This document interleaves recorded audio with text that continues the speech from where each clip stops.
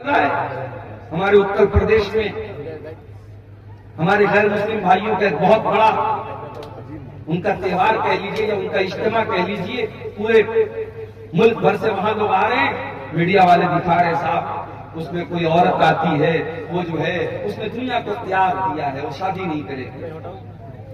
اس میں کوئی بابا جی آئے، بابا جی کا ہاتھ ایسے اٹھا ہوا ہے، میڈیا پر دکھا رہا تھا کہ 12 سال سے بابا جی کا ہاتھ ایسے اٹھا ہوا ہے۔ میڈیا والے بڑے خوشی سے بڑے فخر سے بیان کریں بابا جی کا ہاتھ 12 سال سے ایسے اٹھا ہوا ہے۔ جب ہم اس طریقے کے ویڈیو دیکھتے ہیں، جب اس طریقے کی خبریں دیکھتے ہیں، اللہ کی قسم ہمارا دل تو شکر سے پاک پاک ہو جاتا ہے، ہمارے دل میں شکر کا جذبہ پیدا ہوتا ہے کہ اے اللہ تیرا شکر ہے کہ تو نے ہمیں مسلمان بنایا ہے، اسلام جیسی نعمت سے تو نے ہمیں نوازا ہے۔ اے اللہ ہمارے دین کے اندر، ہمارے مذہب کے اندر کوئی ایسی عبادت نہیں ہے جس عبادت میں انسان کے اوپر اتیاچار کیا گیا ہو، جس عبادت میں انسان کے اوپر ظلم کیا گیا۔ اللہ کے نبی کے ایک صحابی ہیں، نام نوٹ کر لو، عثمان بن مظعون رضی اللہ تعالیٰ۔ ان کے دل میں ایک مرتبہ خیال آیا شادی کروں گا، بیوی آئے گی، بیوی کو ٹائم دینا پڑے گا، بچے پیدا ہوں گے، بچوں کو ٹائم دینا پڑے گا، جتنی نماز پڑھنی چاہیے اتنی نماز نہیں پڑھ پاؤں گا، جتنی عبادت کرنی چاہیے اتنی عبادت میں نہیں کر پاؤں گا۔ انہوں نے ارادہ کر لیا میں کبھی شادی ہی نہیں کروں گا۔ پھر دل میں خیال آیا کہ میں تو مرد ہوں اور جب تک میرے اندر مردانگی باقی ہے تب تک عورت کی خواہش میرے اندر باقی رہے گی۔ حضرت عثمان بن مظعون رضی اللہ تعالیٰ نے اپنے آپ کو، اپنی مردانگی کو ختم کرنے کا فیصلہ کر دیا۔ میں اشارے میں آپ کو سمجھا رہا ہوں، سمجھدار ہوں گے آپ سمجھ جائیں گے۔ مرد کے جسم کے اندر جو مردانگی کی علامت ہوتی ہے، حضرت عثمان بن مظعون، اور یہ بات میں نوٹ کر لیجئے، یہ وہ والے عثمان غنی نہیں ہے جو اللہ کے نبی کے داماد تھے، یہ دوسرے صحابی ہیں، ان کے والد کا نام مظعون تھا۔ عثمان ابن مظعون رضی اللہ تعالیٰ نے اپنے آپ کو کھسی کرنے کا ارادہ کیا۔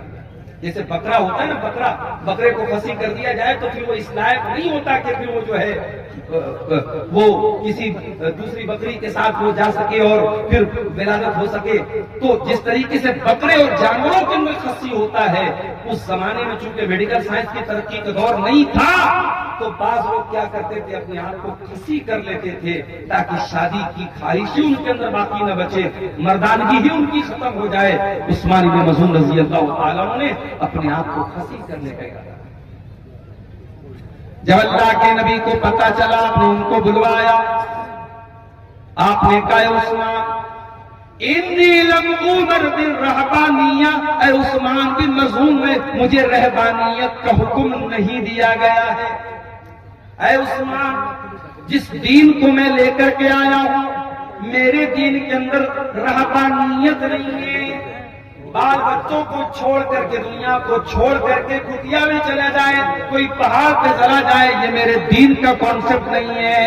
اے عثمان ابن مظعون، کان کھول کر کے سن لو، انی امرت ان انام و اقوم، مجھے حکم دیا گیا ہے میں رات میں آرام بھی کروں اور تہجد کی نماز بھی پڑھوں۔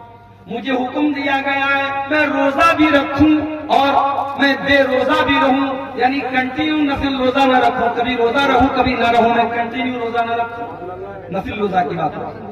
اور مجھے نکاح کرنے کا حکم دیا گیا ہے کہ میں نکاح کروں، بیوی رکھوں، بیوی رکھنے کے لائق نہ ہو تو طلاق دے دوں، مجھے نکاح کا اور طلاق کا بھی میری شریعت کے اندر آرڈر دیا گیا ہے۔ اور اے عثمان بن مظعون، یہی میری شریعت ہے اور یہی میرا طریقہ ہے۔ فمن رغب عن سنتی فلیس منی، جو میرے طریقے سے ہٹ جائے اس کا مجھ سے کوئی تعلق نہیں ہے۔ اے عثمان، کان کھول کر کے سن لو، اگر تم میرے طریقے سے ہٹنا چاہتے ہو تو کان کھول کر میری وارننگ سن لو، پھر مجھ سے کوئی تعلق نہیں۔ حضرت عثمان بن مظعون رضی اللہ تعالیٰ کو اپنی غلطی کا احساس ہوا، انہوں نے فوراً روک لیا۔ ایک اور صحابی تھے، نام نوٹ کر لو ان کا بھی، عبداللہ بن عمرو بن عاص رضی اللہ تعالیٰ، بہت نیک صحابی، اللہ والے صحابی۔ رات رات بھر نماز پڑھنے والے صحابی، دن میں نفل روزہ رکھنے والے صحابی، شادی ہوئی، بیوی کے پاس جا ہی نہیں رہے، بیوی کے پاس جا ہی نہیں رہے، بیوی کا حق ہی ادا نہیں کر رہے۔ بہو کو سسر نے دیکھا 3-4 دن کے بعد بہو کا چہرہ اترا ہوا ہے، بہو نے بال بھی کنگھی نہیں کیا ہے۔ سسر نے پوچھا بھائی کیا بات ہے، تیری نئی نئی شادی ہوئی ہے، تو ایسا ہولیا کیوں بنا کے بیٹھے؟ کہا کہ ابو آپ کے بیٹے کو مطلب ہی نہیں، رات میں نماز پڑھنی ہے، دن میں روزہ رکھنا ہے، ان کو تو بس روزہ رکھنا ہے، نماز پڑھنا ہے، ان کو بیوی سے کہا۔ سسر سمجھ گئے کہ مسئلہ کیا ہے، لیکن بہت ساری باتیں باپ ڈائریکٹ بیٹے سے نہیں بول سکتا۔ حضرت عبداللہ کے والد جو تھے عمرو بن عاص بھی بہت بڑے صحابی تھے، انہوں نے آ کر کے اللہ کے نبی سے کہا کہ اللہ کے نبی ایسا ایسا معاملہ ہے، میری بہو نے اشارے میں بتایا ہے کہ میرا بیٹا اپنی بہو اپنی بیوی کی ضرورتیں پوری نہیں کرتا ہے، اے اللہ کے رسول آپ میرے بیٹے کو بلا کر کے۔ اللہ کے پیارے نبی نے حضرت عبداللہ کو بلوایا، آپ نے کہا ہے عبداللہ مجھے پتا چلا ہے کہ تم رات رات بھر نماز پڑھتے ہو۔ کہا ہے اللہ کے نبی بالکل صحیح بات ہے۔ اے عبداللہ مجھے معلوم ہوا ہے تم کنٹینیو لگاتار نفل روزہ رکھتے ہو۔ ہاں اللہ کے نبی یہ بالکل صحیح بات ہے، میں روزہ بھی رکھتا ہوں، میں رات رات بھر نماز بھی پڑھتا ہوں۔ آپ نے کہا ہے عبداللہ ان لعینک علیک حقا وان لجسدک علیک حقا وان لزوجک علیک حقا۔ اے عبداللہ تیری آنکھوں کا بھی تیرے اوپر حق ہے، تیرے شریر کا بھی تیرے اوپر حق ہے، تیری بیوی کا بھی تیرے اوپر حق ہے، تیرے مہمان کا بھی تیرے اوپر حق ہے، اور تیرے رب کا بھی تیرے اوپر حق ہے۔ اے عبداللہ سب کا حق ادا کرو، رات میں نماز بھی پڑھو اور آرام بھی کرو، بیوی کا حق بھی ادا کرو، دن میں کبھی روزہ رکھو کبھی مت رکھو، کنٹینیو لگاتار نفل روزہ نہ رکھو۔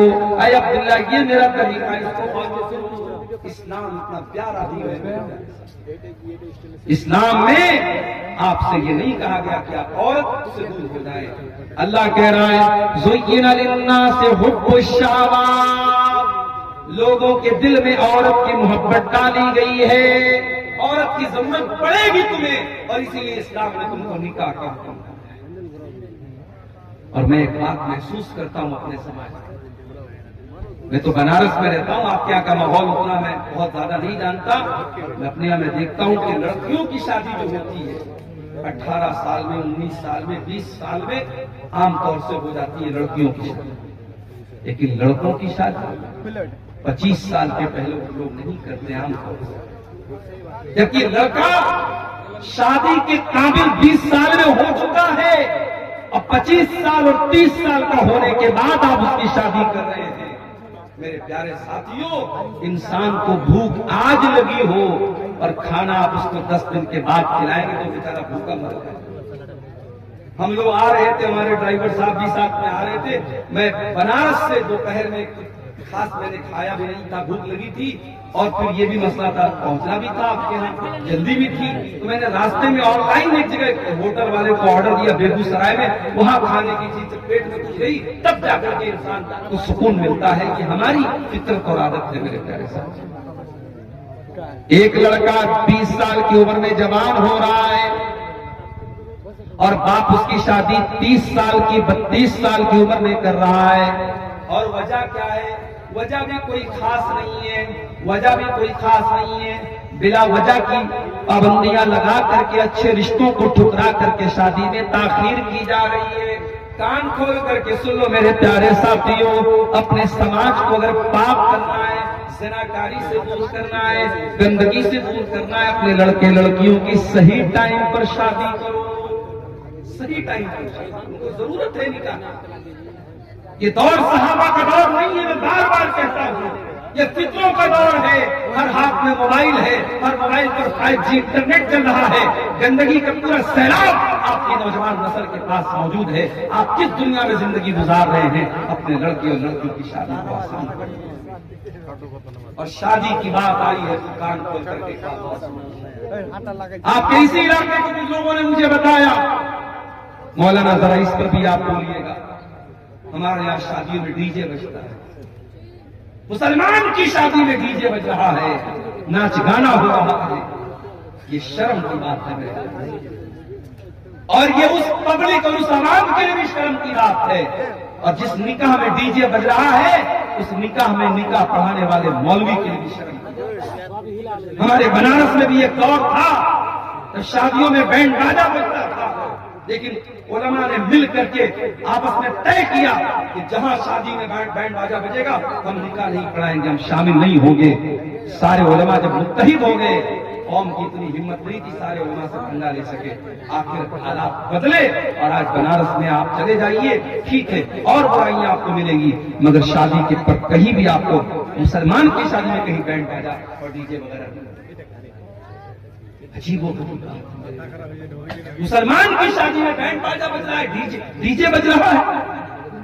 مسلمان کی شادی میں ہلدی کی رسم ہو رہی ہے، مسلمان کی شادی میں تلک کی رسم ہو رہی ہے، مسلمان کی شادی میں منگنی کی رسم پہ دعوتیں ہو رہی ہیں۔ اللہ کے واسطے میرے پیارے ساتھیوں، امت بہت پریشان ہے، امت بہت پریشان ہے، امت کے کتنے بچے بھوک سے مر رہے ہیں، امت کی کتنی بیٹیاں غربت کی وجہ سے ان کی شادیاں نہیں ہو رہی ہیں، امت کے کتنے ٹیلنٹڈ بچے پیسہ نہ ہونے کی وجہ سے اپنی تعلیم چھوڑ رہے ہیں۔ اگر آپ کے پاس پیسہ بہت زیادہ ہے، پیسہ خرچ کرنے کے بہت راستے ہیں، نکاح کو آسان کرو میرے پیارے ساتھیوں۔ میں حیدرآباد بھی تقریر کرنے گیا تھا، وہاں پر بھی میں نے کہا حیدرآباد میں شادی ہوتی ہے، ایک ایک شادی میں 20 طریقے کا کھانا بنتا، میں نے وہاں پر بھی کہا ایک طریقے کا کھانا بناؤ میرے بھائی، 19 طرح کا 20 طریقے کا کھانا نہ بناؤ، ایک طریقے کا کھانا بناؤ، 100 لوگوں کو کھلا دو، ضروری نہیں 1000 لوگوں کو کھلایا جائے، شادی کو آسان کرو، سمپل کرو۔ اللہ کے پیارے نبی نے فرمایا ان اعظم النکاح برکتن ایسرہ مؤونۃ، سب سے زیادہ برکت والا نکاح وہ ہے جس میں سب سے کم خرچ کیا جائے۔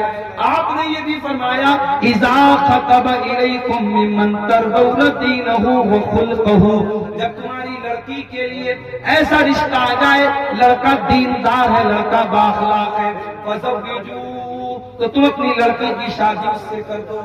ہمارے یہاں تو نہیں صاحب، ہم شیر صاحب آدھی ہے تو شیر صاحب آدھی نہیں کریں گے، ہم انصاری ہیں تو انصاری نہیں کریں گے، ہم شیخ ہیں تو شیخ نہیں کریں گے۔ یہ برادری بات کہاں سے آیا میرے پاس؟ جب ہم یہ عقیدہ رکھتے ہیں سب آدم کی اولاد ہے، سب حوا کی اولاد ہے، اور ایک ہی فیملی اور ایک ہی پریوار سے نکلے ہیں، تو پھر کون اونچا کون نیچا اور کون بڑا برادری کون؟ یہ برادری بات کی بنیاد پر اپنے آپ کو آپ نے اونچا سمجھ لیا۔ آج کتنی جگہوں پر برادری کی وجہ سے رشتے نہیں ہو رہے ہیں اور برادری کی وجہ سے جوان لڑکیوں کی زندگی برباد۔ میرے پاس لکھنؤ کی ایک لڑکی کا میسج آیا فیس بک کے اوپر، اس نے کہا مولانا میرے لیے دعا کیجیے۔ میں نے کہا کیا مسئلہ؟ اس نے کہا میں قریشی برادری سے تعلق رکھتی ہوں۔ قریشی برادری آپ جانتے ہوں گے جو گوشت کا کام کرتے ہیں، جن کو ہمارے یہاں کسائی بولتے ہیں، وہ عام طور سے وہ اپنا سرنیم قریشی رکھتے ہیں، قریشی برادری۔ اس نے کہا مولانا میں قریشی برادری سے تعلق رکھتی ہوں، میں اہل حدیث ہو چکی ہوں، میرا بھائی بھی اہل حدیث ہو چکا ہے، ہم قرآن و حدیث کو فالو کرتے ہیں، ہمارا باپ بھی دتی ہے، ماں بھی دتی ہے، خاندان بھی دتی ہے، قبروں پر سجدہ کرنے والے لوگ ہیں۔ میں چاہتی ہوں میری شادی ایسے گھر میں ہو جہاں قرآن و حدیث پر عمل ہوتا ہو، شرک نہ ہوتا ہو، بدعت نہ ہوتی ہو، لیکن میرے باپ کا کہنا ہے کہ میں قریشی ہی برادری میں کروں گا، اور مجھے پورے لکھنؤ کے اندر کوئی قریشی برادری کا ایسا انسان نظر نہیں آتا، کوئی ایسا رشتہ نہیں ملتا جہاں قرآن و حدیث پہ چلنے والے لوگ ہوں۔ وہ لڑکی بیچاری اپنا درد پیش کر رہی تھی اور میرے پاس اس کو سوائے تسلی دینے کے میرے پاس کوئی الفاظ نہیں۔ یہ حالات ہماری قوم کے ہیں، کتنی برادریاں ہیں جس میں ہمارے اہل حدیث بھائی اور بہن کم ہیں، اور ان کے لیے رشتے کی بات آتی ہے تو خاندان اور برادری کا دباؤ ہوتا ہے کہ آپ کو برادری کے اندر یہ برادری بات کہاں سے آیا میرے پیارے ساتھیوں؟ ہمیں اور آپ کو اس کی جڑوں کو بھی توڑنے کی ضرورت ہے۔ جب ہم یہ عقیدہ رکھتے ہیں یا ایھا الناس انا خلقناکم من ذکر و انثی وجعلناکم شعوبا وقبائل لتعارفوا، اے لوگوں تم ایک ماتا پتا کی اولاد ہو، ایک ماں باپ کی اولاد ہو، آدم اور حوا کی اولاد ہو، وجعلناکم شعوبا وقبائل، تمہاری برادریاں الگ الگ ہیں، تمہارے قبیلے الگ الگ ہیں، یہ اس لیے نہیں ہے تاکہ تم ایک دوسرے کے اوپر فخر کرو، لتعارفوا، یہ تو جان پہچان کے لیے یہ سرنیم بنائے گئے، یہ برادریاں بنائی گئی، یہ بس جان پہچان کے لیے بنائی گئی، ان کی بنیاد پر کوئی کسی کے اوپر فخر نہیں کر سکتا ہے۔ شادی بیاہ میں آج برادری بات میں بھی میرے پیارے ساتھیوں بہت نقصان کیا اس وقت۔ نکاح کو آسان کرو اور اپنے نکاح سے ڈی جے کی رسم کو نکال کے باہر اپنے گاؤں میں بیٹھ کے طے کر لو، جو گاؤں کے مکھیا ہے، جو گاؤں کے سردار ہے، جو گاؤں کے ذمہ دار ہو، آپ اس میں بیٹھ کے طے کر لیں جس کی شادی میں ڈی جے بجے گا ہم سب نہیں جائیں گے، اس کی شادی علماء طے کر لیں ہم نکاح پڑھانے نہیں جائیں گے انشاءاللہ۔ دیکھو ایک سال ایسا کر کے دیکھو انشاءاللہ یہ برائی آپ کے علاقے سے ختم ہو جائے گی۔ اپنے بچوں کی صحیح ٹائم پہ شادی کرو۔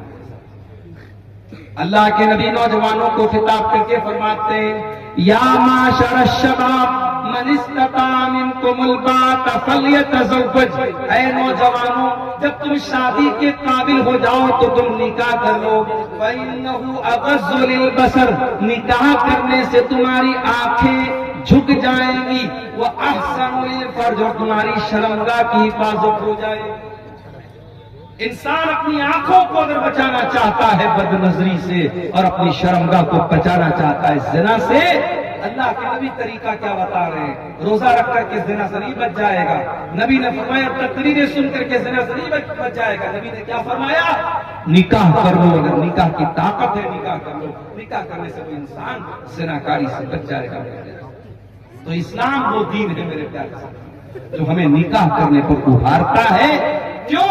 کیونکہ عورت کی ہمیں ضرورت ہے، عورت کی محبت اللہ تعالیٰ نے نیچرل ہمارے دل میں ڈالی۔ والبنین، اولاد کی محبت، بیٹے کی محبت بھی تمہارے دلوں میں ڈالی گئی ہے۔ جس کے گھر میں اولاد نہیں ہے اس سے جا کر کے پوچھو، وہ لاکھ اوپر سے کہہ دے کہ مجھے کوئی کمی نہیں ہے، مگر دوسرے کے گھر میں وہ بچوں کو کھیلتا ہوا دیکھتا ہے، اس کا بھی دل میں چلتا ہے کہ میرے گھر میں بھی اولاد ہوتی۔ اولاد کی محبت اور اولاد میں بیٹے کی محبت اللہ تعالیٰ نے دل میں ڈالی ہے۔ کسی کو صرف بیٹیاں ہی بیٹیاں، اس سے پوچھو بھائی تم کو بیٹا چاہیے کہ نہیں چاہیے؟ اگر کوئی آج کا زمانہ تو ایسا ہے کہ آپریشن ہو جاتا ہے، ایک آپریشن ہوا، دو آپریشن ہوا، اس کے بعد تو ڈاکٹر لوگ بولتے بھائی اب تو آپریشن نہیں ہو سکتا، دو تین آپریشن کے بعد تو معاملہ ختم ہو جاتا ہے۔ اب جس کو صرف بیٹیاں ہیں اس سے پوچھو بھائی تمہیں بیٹا چاہیے، تو وہ اوپر سے تو کہے گا نہیں یار لڑکیاں آج کے دور میں کافی ہیں، یہ ہے وہ ہے، مگر دل میں کہیں نہ کہیں بیٹے کی کمی کا احساس ہے۔ میں یہ نہیں کہہ رہا ہوں کہ بیٹیاں نعوذ باللہ بیٹیوں کا درجہ بیٹوں سے کم ہے، میں ایک نیچرل بات بتا رہا ہوں کہ بیٹے کی محبت اللہ قرآن میں کہہ رہا ہے کہ بیٹے کی محبت تمہارے دل میں ڈالنا، بیٹے کی ضرورت پڑتی ہے انسان۔ والقناطیر المقنطرۃ من الذهب والفضة، اور سونے چاندی کے خزانوں کی محبت، مال و دولت کی محبت بھی تمہارے دل میں ڈالی گئی ہے۔ جتنی بھی دولت تم کو مل جائے لیکن تمہارا پیٹ بھرنے والا نہیں ہے۔ کل تک جو 10,000 روپے مہینہ کما رہا تھا، بڑی مشکل سے گھر چلا رہا تھا، دعا کر رہا تھا اے اللہ میری آمدنی بڑھا دے، اللہ نے 10,000 سے 50,000 کر دیا، اب 50,000 پہ تو اس کا پیٹ بھر جانا چاہیے، مگر 50,000 کا بھی پیٹ نہیں بھرے گا۔ 1,00,000 ہو گئی، اب تو پیٹ بھر جانا چاہیے، 1,00,000 سے بھی پیٹ نہ بھرا۔ اللہ کے نبی فرماتے ہیں لو کان لابن آدم وادیان من ذهب، اگر آدم کے بیٹے کے پاس سونے کی 2 وادیاں آ جائیں، لابتغى ثالثا، تو تیسرے کی تمنا کرے گا، اسے تیسری بھی چاہیے۔ 2 وادی مل گئی، سونے کے 2 پہاڑ مل گئے، اس سے پیٹ نہیں بھرے گا، اسے تیسری بھی وادی چاہیے، تیسرا بھی پہاڑ چاہیے۔ اور آگے اللہ کے نبی فرماتے ہیں وَلَا يَمْلَأُ جَوْفَ ابْنِ آدَمَ إِلَّا التُّرَابُ، انسان کے پیٹ کو اگر کوئی چیز بھر سکتی ہے تو قبر کی مٹی بھر سکتی ہے۔ جب قبر میں جائے گا وہی جا کر کے پیٹ بھرے گا، دنیا میں کبھی پیٹ نہیں بھر سکتا۔ اللہ کہہ رہا ہے کہ اے انسان تیرے دل میں مال کی محبت، سونے کی محبت، چاندی کی محبت تیرے دل میں ڈالا۔ والخیل المسومۃ، اور انسان کے دل میں گھوڑوں کی محبت ڈال دی گئی ہے۔ گھوڑے کی محبت اس کے دل میں ڈال دی گئی. ایک ایسے گھوڑے جو نشان لگے ہوئے گھوڑے. عرب میں ایک گھوڑا ہوتا تھا جس کو نشان لگا ہوتا تھا, وہ بڑا بہترین گھوڑا ہوتا تھا. اس زمانے کی سواری گھوڑا تھی. آج کے زمانے کی سواری کار ہے. ابھی حیدرآباد میں میرا ایک سفر تھا, ایک مسجد میں میرا پروگرام تھا. اب ایک نوجوان کا فون آیا, مولانا میں نے نئی گاڑی خریدی ہے, میں آپ کو اپنی گاڑی سے مسجد تک لے کے آنا چاہتا. اب میرے جو میزبان تھے جو مجھے لے کے گئے تھے, انہوں نے کہا مولانا آپ کو میری گاڑی سے چلنا. میں نے کہا بھیا کسی کی بھی گاڑی سے جانا تو ہے, چلو وہ نوجوان بیچارہ نوجوان لڑکا اس نے نئی گاڑی لی, چلو اس کا دل رکھ لیتے ہیں, اس کا حوصلہ نہ ٹوٹے. اب وہ جو ہے صاحب مرسڈیز گاڑی اس نے لی. مرسڈیز گاڑی پتہ نہیں, لوگ بتاتے ہیں کہ 1.5 کروڑ کی گاڑی آتی ہے. وہ گاڑی وہ لڑکا لے کے آیا, اس نے کہا مولانا آپ بیٹھیے میری گاڑی پر, مجھے بڑی خوشی ہے. 1.5 کروڑ کی لوگ گاڑیاں لیتے ہیں. گاڑی اور سواری آج کے زمانے میں شان و شوکت اور اسٹیٹس سمبل بن چکی ہے. اللہ نے کہا کہ تمہارے دلوں میں ہم نے ڈالا ہے گھوڑے کی محبت. اس زمانے کی سواری گھوڑے کی, آج کے زمانے کی سواری کار ہے, آج کے زمانے کی سواری بائک ہے. ہمارا نوجوان لڑکا بلٹ اس کے ہاتھ میں آ جائے اور گاؤں میں جب بلٹ چلاتا ہے ایسا تیزی سے وہ بلٹ تو کھڑکڑ کھڑکڑ آواز دیتی ہے اور ہارن اس کا بجتا ہے, پورے گاؤں میں جو ہے اپنا وہ دبدبا قائم کرتے ہوئے گاڑی سے نکلتا ہے, بائک سے نکلتا ہے, 4 ویلر سے نکلتا ہے. تو انسان کے دل میں, اس کے سینے میں اللہ تعالیٰ نے سواریوں کی محبت دی. ولانا, اور اللہ تعالیٰ نے انسانوں کے دلوں میں چوپایوں کی محبت بھی ڈالی ہے. آپ لوگ گاؤں دیہات کے, آپ زیادہ اچھی طریقے سے سمجھتے ہو. گائے, بیل, بکری, یہ جو چوپائے ہوتے ہیں, جو لوگ اس کو پالتے ہیں, بڑی محبت ہوتی ہے اپنے چوپائے سے. والحرث, اور انسان کو اپنی کھیتی باڑی سے بڑی محبت ہوتی ہے. 6 چیزوں کا نام اللہ نے لیا.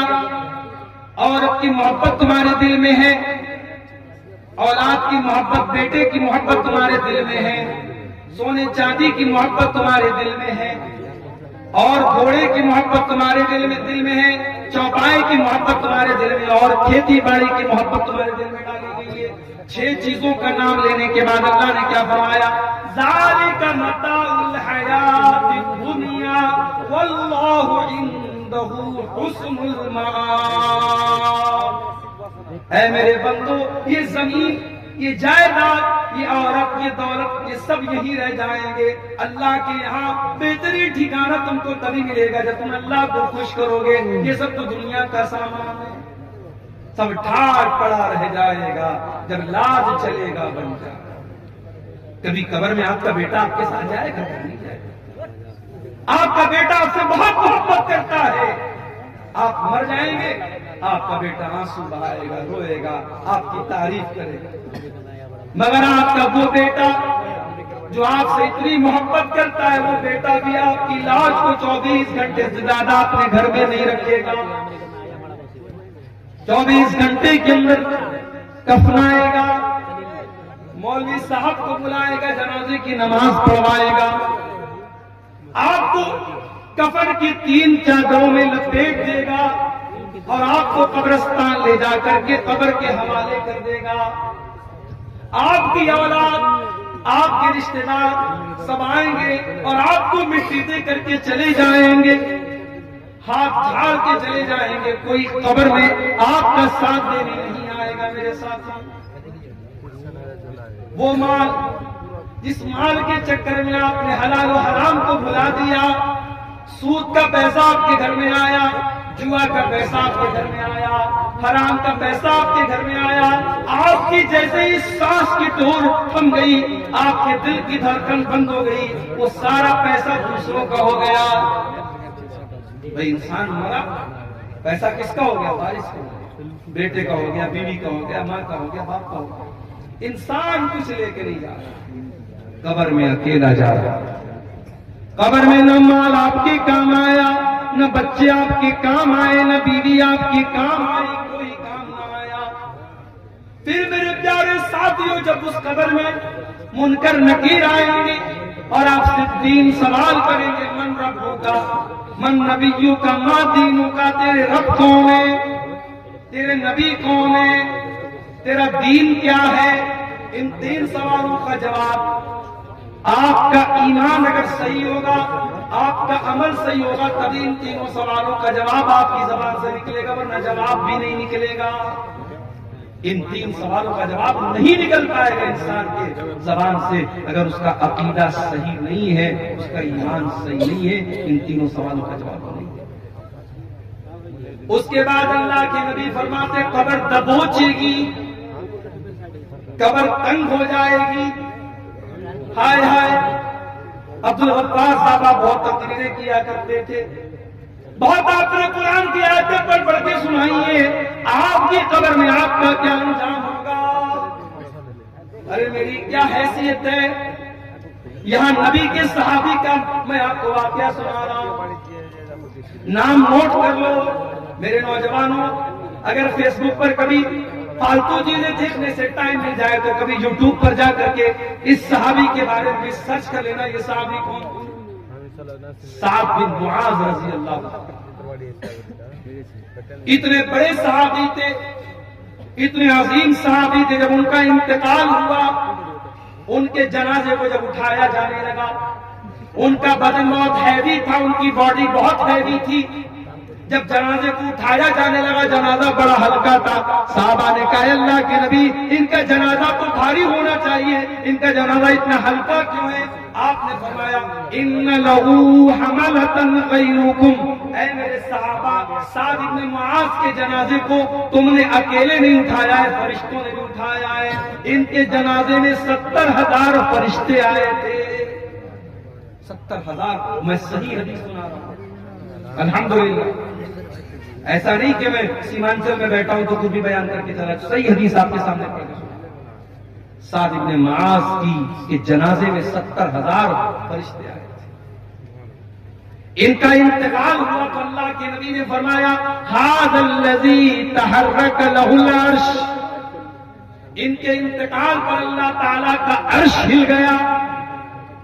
وفتحت لہ ابواب السماء، ان کے مرنے پر آسمان کے سارے دروازے کھول دیے گئے، آسمان والے خوش ہو گئے، بہت نیک انسان کی روح آ رہی ہے، بہت نیک انسان مرنے کے بعد آ رہا ہے۔ اور 70,000 لوگ ان کے جنازے میں شامل، 70,000 فرشتے ان کے جنازے میں شامل ہوئے۔ اتنے بڑے صحابی ہیں حضرت سعد بن معاذ رضی اللہ عنہ۔ اب ذرا غور سے سننا جو بات میں بتانے گا۔ سعد بن معاذ کا انتقال ہو گیا، جنازے کو قبر میں اتارا جا رہا ہے، اللہ کے پیارے نبی وہی قبر پر کھڑے۔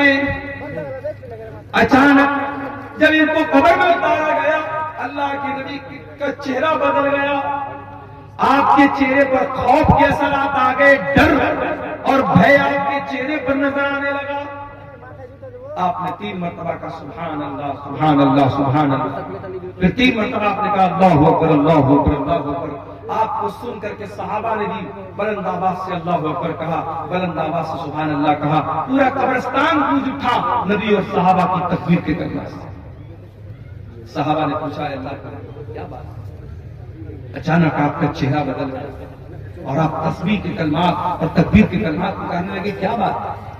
آپ نے فرمایا تضایق علی صاحبکم ھذا القبر، اے میرے صحابہ، تمہارے اس ساتھی کی قبر ان کے اوپر تنگ ہو گئی، قبر نے ان کو دبوچ لیا، قبر نے ان کو پکڑ لیا، اور میں نے اللہ سے دعا کی تب قبر نے ان کو چھوڑا۔ ان للقبر زقتن، اے میرے صحابہ، قبر سب کو دبوچتی ہے، قبر سب کو پکڑتی ہے۔ لو نجا منہ احد لنجا سعد بن معاذ، اگر قبر کے دبوچنے سے کوئی بچتا تو سعد بن معاذ بچ جاتے، مگر وہ بھی نہیں بچے۔ اس کا مطلب قبر سب کو دبوچے گی، قبر سب کو پکڑے گی۔ قبر کا عذاب سب کو نہیں ہوگا، مگر قبر دبوچنے کا جو کام کرے گی وہ سب کے ساتھ، مجھے بھی دبوچے گی، آپ کو بھی دبوچے گی۔ مال و دولت کی دوڑ میں